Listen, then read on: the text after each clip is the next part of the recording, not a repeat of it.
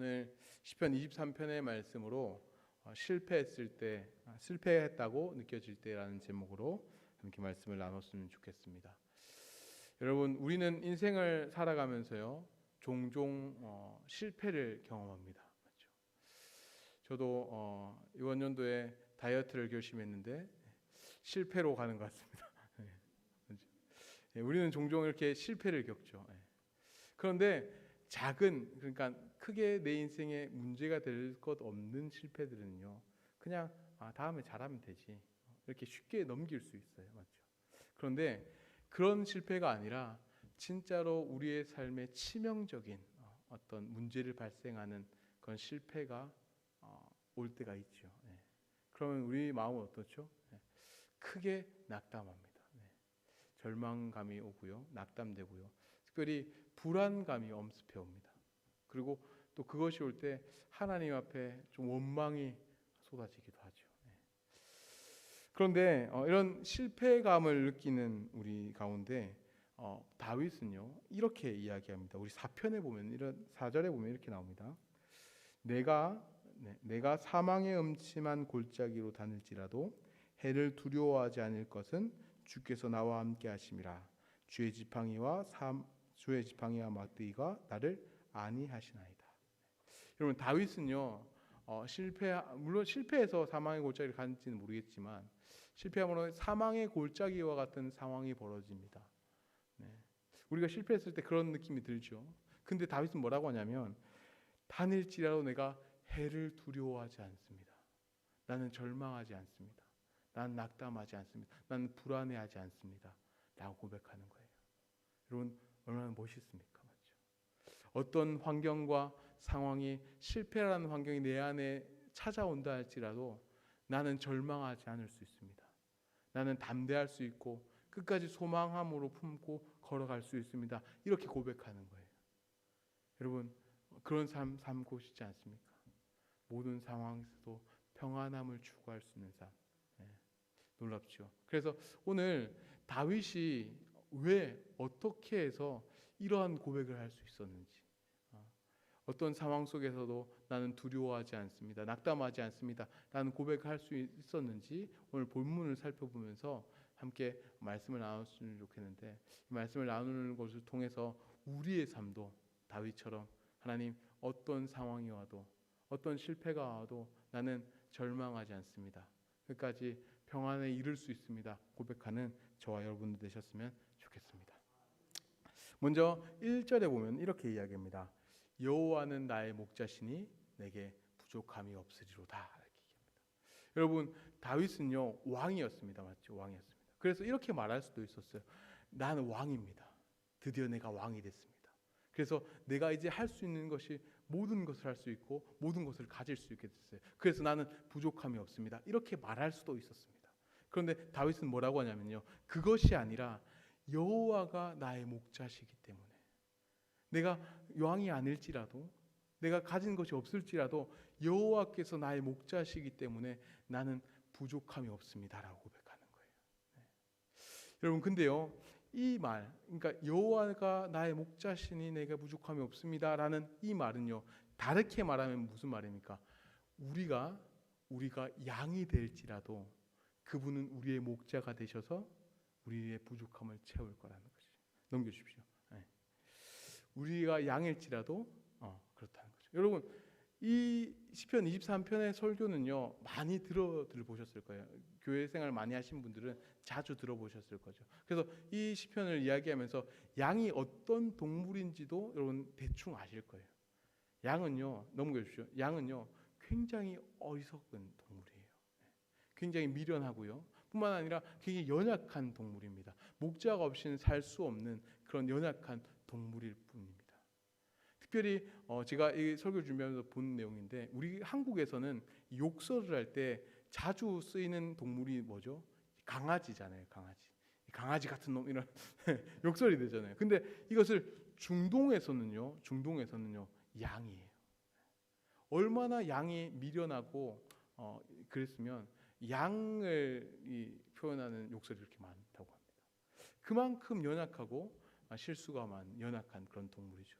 그런데 우리가 우리가 그런 양일지라도 그분 우리의 목자가 되신다는 거예요. 그리고 우리의 부족함을 채우신다는 것이죠. 여러분, 이것은요 우리에게 엄청난 위로를 줄 뿐만 아니라 우리 가운데 큰 소망을 발견할 수 있어요. 여러분, 세상은 이렇게 이야기합니다. 인과응보다.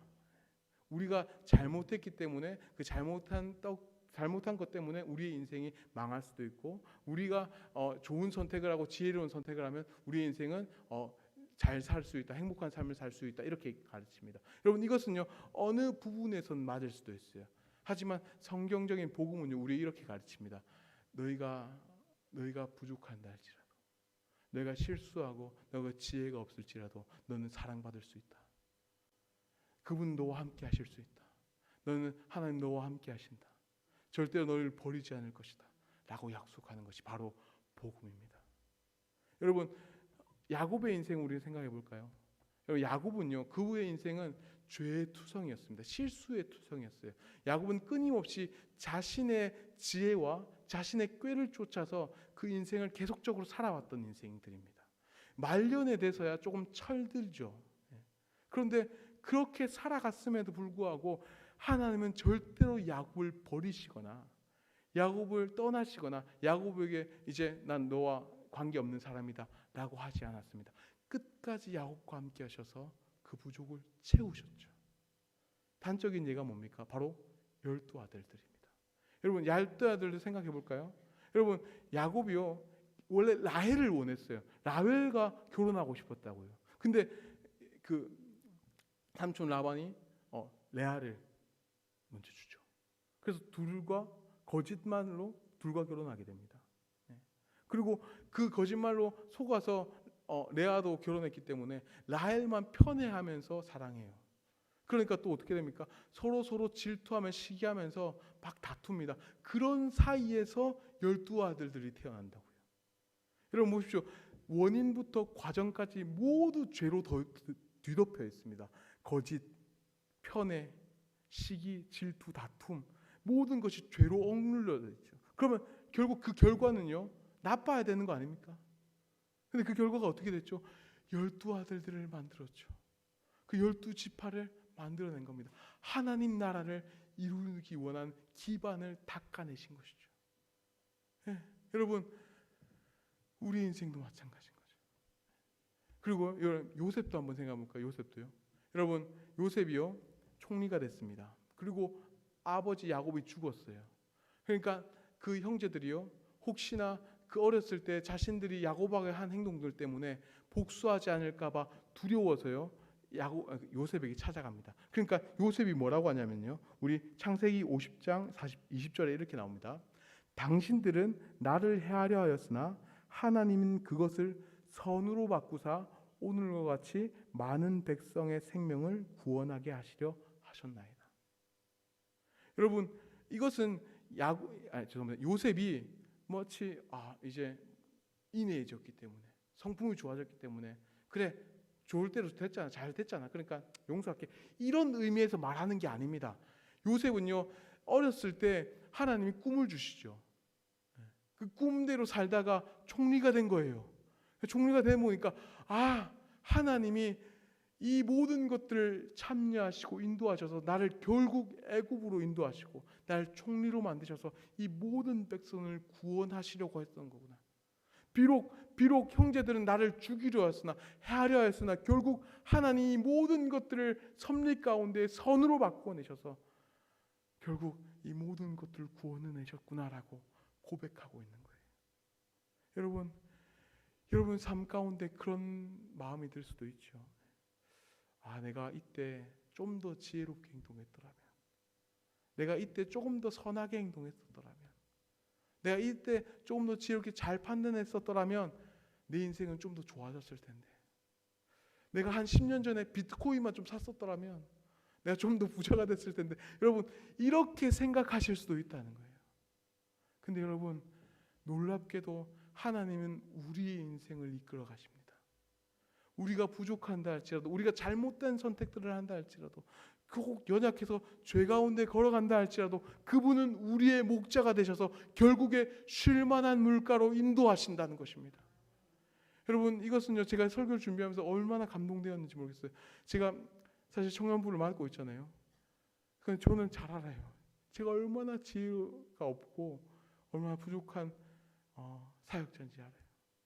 근데 제가 실수할 수도 있고 제 아이들한테 복음을 잘 못 전달할 수도 있고, 그런다 할지라도 그분께서는 그분의 일들을 감당해 가시고 마침내 우리 청년들의 마음 가운데 하나님 나라를 꿈꾸게 하는 그런 귀한 청년들을 이끌어 가신다라는 것이 제게 엄청난 감동이 되었습니다. 여러분들도 마찬가지입니다. 여러분, 하나님 여러분들과 함께 하십니다. 여러분이 실패하고 좌절할지라도 여전히 여러분들 가운데 사랑으로 인도하시는 그 하나님을 바라보십시오. 절대로 절망치 않고 반드시 소망을 발견하게 될 것입니다. 그렇게 살아가는 여러분들 되시기를 주님의 이름으로 축원합니다. 두 번째로는 그분의 선하심과 인자하심 때문에 우리는 절망하지 않을 수 있어요. 여러분, 그렇잖아요. 목자가요, 이런 목자일 수도 있잖아요. 양을 착취해야 되겠다. 양을 볶아 먹어야지. 내 유익을 위해서 양을 양육해야겠다. 이런 목자일 수도 있잖아요. 그런데 우리의 목자이신 그분은 선하심과 인자하심이 충만하신 목자시죠. 그래서 오늘 본문 6절에 보면 이렇게 나옵니다. 함께 읽겠습니다.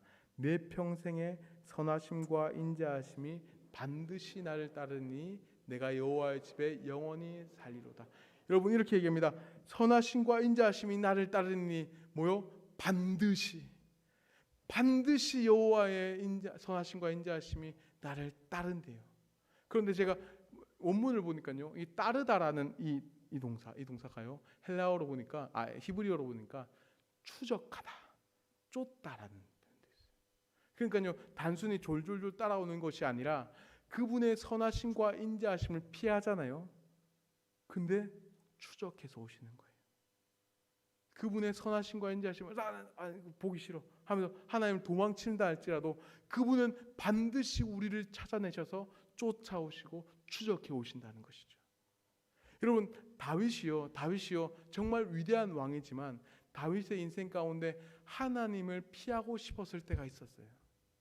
그게 언제냐면 밧세바 사건 이후죠. 여러분, 밧세바 사건 여러분 아시는 분 다 아시겠지만 혹시 모르시는 분들을 위해서 설명드리겠습니다. 여러분, 다윗이 밧세바 우리아의 아내를요 불러들였어요. 그리고 겁탈하죠. 그리고 그것을 덮기 위해서 그 자신의 충직한 부하였던 우리아를 죽입니다. 그 전쟁터에 내보내서 죽여버리죠. 여러분, 다윗은 거짓과 살인과 또 그 간음으로 완벽하게 무너진 삶이었어요. 여러분, 그때요 다윗이 제사는 드렸겠죠. 그때 이스라엘 나라니까 제사는 드렸겠죠. 하지만 하나님과 교제는 없었을 거예요. 왜요? 자신도 알고 있거든요. 이게 하나님 앞에 범죄했다는 사실. 그래서 제사는 드리고 있지만 사실 하나님을 피하고 싶었을 거예요. 하나님과 관계 맺기 싫었을 겁니다. 마치 아담이 선악과를 먹어서 그분의 민낯을 피해서 숨었던 것처럼 피하고 싶었을 거예요. 근데 그때 하나님은 나단을 보내시죠. 그냥 그래 너 나 피하냐? 그래 그렇게 살아라 이렇게 내버려 두지 않고요. 하나님은 나단을 보내세요. 나단을 보내시고 그의 잘못과 그의 정죄, 그의 징벌들을 다 드러내십니다. 여러분, 이렇게 이야기할 수 있어요. 아니, 죄를 드러내시고 징벌하시다. 이게 어떻게 선하심과 인자하심입니까? 여러분, 이렇게 생각할 수 있다. 근데 전혀 달라요. 왜 하나님께서 나단을 보내시고 죄를 드러내십니까? 그 목적이 뭐죠? 결국 회개시키셔서 다시 하나님의 나라의 백성으로 삼으시기 위한 거죠. 한마디로 그분은 다윗을 용서하시기 위해, 그분의 선하심과 인자하심으로 용서하시기 위해 나단을 보내신 거예요. 그분의 선하심과 인자하심이 반드시 쫓아서 추적해서 다윗에게 이른 것입니다. 여러분, 이것은 다윗에게만 적용되는 말이 아닙니다. 여러분, 여러분은 잘 아시다시피 베드로도 그랬죠. 여러분, 베드로가 어떻게 했죠? 3번 부인합니다. 특별히 마태복음 26장 74절에 보면요, 그가 어떻게 부인했냐면요, 이렇게 나옵니다. 그가 저주하며 맹세하여 이르되 나는 그 사람을 알지 못하노라 하니 곧 닭이 울더라. 여러분, 베드로는요 그분을 저주했습니다. 그분이 얼만큼 그를 사랑하고 또 그분에게 인자를 베푸셨음에도 불구하고 그 베드로는요 그를 부인했어요. 그분을 몰아냈습니다. 근데요 부활하신 그리스도께서 베드로를 추적해서 오십니다. 쫓아오십니다. 그래서 베드로에게 너 왜 나 배신했냐? 네가 그 모양 그 꼴로 살 수 있냐? 이렇게 정죄하시는 게 아니라요. 추적해 오셔 쫓아오셔서 말씀하십니다. 네가 나를 사랑하느냐? 네가 나를 사랑하느냐? 여러분, 베드로가 그랬던 것처럼 다윗에게도 그랬던 것처럼 우리에게도 마찬가지입니다. 하나님은요 그분의 선하심과 인자하심이요 우리를 추적해 오실 겁니다. 우리를 쫓아오실 거예요. 여러분 인생 가운데 이 한 주 살아가면서요 그러실 수 있었어요. 여러분, 난 너무 죄가 많아요. 내가 너무 죄가 많아서 하나님과 가까이 가기 싫어요. 그냥 여기 앉아 있는 것은 그냥 체면 때문에 누가 끌려와서 앉아 있을 뿐이지 그닥 하나님과 관계 맺고 싶지는 않습니다. 이렇게 앉아 있으신 분도 있을 겁니다. 그런데 여러분, 그분은 여러분들을 절대로 포기하지 않으실 거예요. 그분은 여러분들을 추적해 가실 거예요. 여러분 쫓아서요. 여러분 반드시 그분이 얼마나 선하시고 인자하신 분이신지 반드시 드러내실 거예요. 그래서 그분 여러분들의 입술 가운데 여러분 찬송과 찬양이 터져 나올 겁니다. 여러분 혹시 죄로 인하여 내 인생이 실패했다고 여겨지는 분 계십니까? 그래서 낙담하고 계신 분 계십니까? 여러분, 그분 여러분들을 추적해 오실 것입니다. 여러분들과 함께 하실 겁니다. 그래서 여러분은 절망치 않고 끊임없이 내가 해를 두려워하지 않습니다 라고 고백하게 되실 것입니다. 그렇게 추적해 오시는 그 사랑을 경험하는 여러분과 제가 되기를 주님의 이름으로 축원합니다. 그리고 이렇게 생각할 수 있어요. 그걸 어떻게 믿을 수 있죠? 그분이 나의 목자라는 사실 눈에 안 보이잖아요. 그분이 사랑과 그 선하심이 나를 추적해서 쫓아온다는 그 사실을 내가 어떻게 믿을 수 있습니까? 이렇게 생각할 수 있습니다. 그런데요, 오늘 보면 3절에 보면 이렇게 나옵니다. 같이 읽겠습니다. 시작. 내 영혼을 소생시키시고 자기 이름을 위하여 의의 길로 인도하시는도다. 여러분 뭐라고 합니까? 자기의 이름을 위하여. 한마디로 그의 이름, 하나님의 이름을 위하여 우리를 의의 길로 인도하신다는 거예요. 여러분 이렇게 들으면요, 여러분 이렇게 생각할 수 있어요.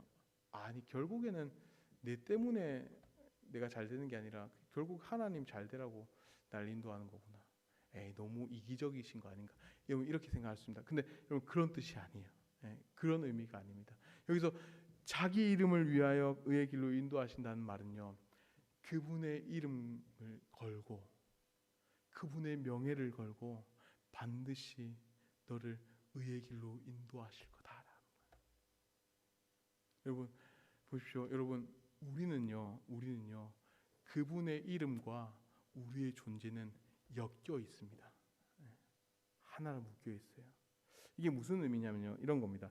여러분 2002년 월드컵 잘 아시죠? 2002년 월드컵 그때 저도 물론 우리 2000년 애들 잘 모를 수도 있지만 대부분 이것들 경험하신 분들은 알 거예요. 2002년 월드컵 때 정말 온 국민들이 기뻐하고 막 즐거워했어요. 근데 사실 생각해 보십시오. 축구 이긴 걸로 우리에게 이득된 건 별로 없어요, 맞죠? 4강 진출했다고 해서 내가 4등 된 것도 아니고, 맞죠? 그 축구 선수를 업적을 이뤄서 좋은데 이제 협회장하고 좋은데 어디 이적 가고 하긴 했지만 결국 내 인생은 그냥 그대로였잖아요. 근데도 불구하고 죄송합니다. 생각이 안 나네. 이 사람들, 우리 한국 사람들이 엄청나게 기뻐하고 즐거워했단 말이에요. 마치 내 일처럼. 왜 그랬을까요? 그것은요, 대한민국이란 그 이름과요, 이 우리 국민들이 이름이 엮여 있기 때문이에요. 대한민국이 잘 되면 마치 내가 잘 된 것처럼 여기는 거죠. 이게 이름과 우리가 엮여 있다는 말이죠. 여러분, 우리가 하나님과 엮여 있어요. 그분의 이름과 우리가 엮여 있습니다. 여러분, 사도행전에 보면요, 이런 말이 나옵니다. 사도행전 9장 4절에 보면 이렇게 나옵니다. 땅에 엎드려 들음에 소리가 있으리되 사울아 사울아 내가 어찌하여 나를 박해하느냐 하거나. 여러분 보십시오. 사울은요, 교회를 박해하러 간 거예요. 예수님을 믿는 사람들을 박해하러 간단 말이에요. 근데 예수님이 등장하셔서 뭐라고 하냐면 왜 나를 박해하느냐라고. 왜냐하면 예수님은 자신의 이름과 자신의 백성들의 이름이 엮여 있기 때문이에요. 그래서 나를 박해하느냐라고 말했죠. 여러분, 근데 이게 얼마나 놀라운 사실이냐면요, 여러분, 세상에 이렇게 엮여 있는 공동체를 엮여 있는 것은요, 혹 그 일원 중에 한 명이 아주 잘못된 일을 합니다. 그 명예를 실추한 일을 벌어지면요, 단칼에 잘라버려요. 어떤 교사가 어떤 불미스러운 일을 했다. 그러면 어떻게 합니까? 교직에 퇴출 이렇게 그렇죠. 의사가 뭔가 뒷돈을 받았다, 퇴출 이렇게 되잖아요. 잘라버려요. 그 공동체의 명예에 손실이 되면 잘라버리는 게 마땅한단 말이에요. 근데 예수 그리스도는요, 우리 때문에 그 명예가 실추됩니다. 그렇죠. 수많은 매스컴에서요, 목사님들이 범죄하거나 장로님들이 범죄하거나 집사님들이 범죄하면 막 떠들어대요. 그러면요, 그 사람을 깎아내릴 뿐만 아니라 누구도 깎아내립니까? 교회도 깎아내리고요, 하나님도 깎아내려요. 근데요, 하나님이요, 너희는 내 명예를 실추시켰으니 너희는 내 자녀가 아니다. 잘라버리지 않으신다고. 여러분, 이것이 명확하게 드러나는 사건이 뭐죠? 바로 십자가입니다. 십자가요. 여러분, 우리는 범죄했어요. 그분한테 범죄했어요. 우리의 모든 명예는 땅에 떨어져도 마땅한 존재란 말이에요. 근데 하나님은 그러신 분이 아니세요. 그분은 온전히 죄가 없으실 뿐만 아니라 모든 영광과 존귀가 받기 합당하신 분이 바로 예수 그리스도십니다. 근데 그분이요, 저주받은 자가 됩니다. 우리 신명기 21장 22절 23절에 보면 이렇게 나옵니다. 사람이 만일 죽은 죄를 범함으로 내가 그를 죽여 나무 위에 달거든 그 시체를 나무 위에 밤새도록 두지 말고 그날에 장사하여 내 하나님 여호와께서 내게 기업으로 주신 땅을 더럽히지 말라. 나무에 달린 자는 하나님께 저주를 받았음이니라. 여러분, 우리가 범죄했잖아요. 우리가 죄를 지었잖아요. 그럼 우리가 그 명예가 실추돼서 우리가 저주받은 자로서 나무에 달려야 된다고요. 근데 그분이 나무에 달리십니다. 그분이 저주받은 바 되세요. 여러분, 상상해 보십시오. 여러분들이 어떤 범죄자를 보면서 이 사람 진짜 너무나도 악하구나, 너무나도 역겨울 정도로 죄를 저질렀거나 그런 사람이 누구 있죠? 아동 성폭행범, 연쇄 살인범. 그런 분을 보면서 우리는요, 저 사람과 함께하기 싫어. 저 사람과 함께 되기 싫어. 내 주위에 그런 사람이 있었더라면요, 당장에 그 사람을 밀어내버리고 완전히 지워버리고 싶었을 것입니다. 그런데 예수 그리스도 그분께서는요, 그런 자들과 함께 하시기 위해 이 땅에 오셨고 그들과 같은 처지가 되셨습니다. 그분의 이름이 우리와 엮여진 것입니다. 근데 여기서 그치지 않고요.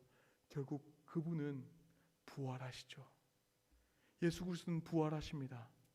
그리고 모든 입이 그를 주로 시인하고 모든 무릎이 그 발 앞에 무릎 꿇습니다. 모든 영광과 존귀가 그분께 올려드려집니다.